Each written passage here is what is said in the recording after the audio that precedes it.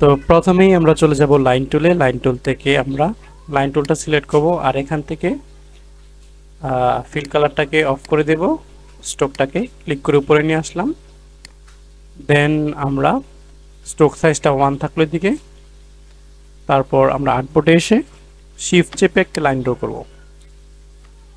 দেন এই লাইনটাকে আমরা অল্টার আর শিফট চেপে রেখে একসাথে মাউস ড্র্যাগ করে কপি করে নিলাম।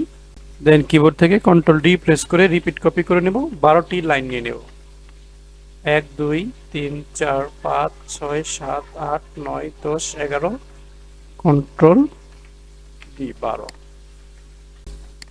ওকে, দেন টোটাল লাইনগুলোকে সিলেক্ট করে রাইট বাটন ক্লিক করে গ্রুপ করে দেব। দেন কিবোর্ড থেকে কন্ট্রোল সি কন্ট্রোল এফ দিয়ে পেস্ট করব। দেন এটাকে রাইট বাটন ক্লিক করে ট্রান্সফর্ম থেকে রোটেট অপশনে ক্লিক করব। এখানে আমরা 90 ডিগ্রিতে রোটেট করব। Okay fine. তারপর আমরা চলে যাব টুলস অপশনে। এখান থেকে ইলিপস টুলটা সিলেক্ট করব। ঠিক আছে, তারপর আমরা এই যে কর্নার থেকে শিফট চেপে একটি সার্কেল আমরা ড্র করব।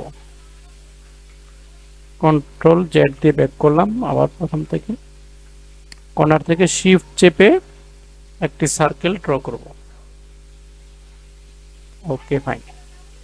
দেন এই সার্কেলটি সিলেক্ট থাকা অবস্থায় কন্ট্রোল সি দিয়ে কপি কন্ট্রোল এফ দিয়ে পেস্ট। এটাকে শিফট আর অল্টার চেপে মাউস ড্র্যাগ করে ছোট করব। দেন আবার কন্ট্রোল এফ দিয়ে পেস্ট, শিফট আর অল্টার চেপে মাউস ড্র্যাগ করে ছোট করে নিব। এভাবে 3টি আমরা সার্কেল নিয়ে নিব। দেন টোটালটাকে সিলেক্ট করব। এখান থেকে শেপ বিল্ডার টুলটি সিলেক্ট করব, স্ট্রোকটাকে ফিলে কনভার্ট করে দিব। দেন আমরা মাউস ড্র্যাগ করে কিন্তু আমাদের লোগোটা কিন্তু তৈরি করে নিতে পারবো। তো আমি এদিক থেকে এইভাবে মাউস ড্র্যাগ করে, ওকে ফাইন, কন্ট্রোল জেড। ওকে, তারপরে অক্ষরটা তৈরি করবো বি, এদিক থেকে এইভাবে। ওকে, তারপরে অক্ষরটা হচ্ছে সি। ওকে,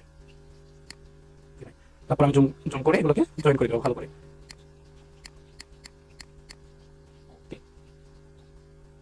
দেন আমরা এই শেপগুলোকে শিফট চেপে সিলেক্ট করে মাউস ড্র্যাগ করে বাইরে নিয়ে আসবো।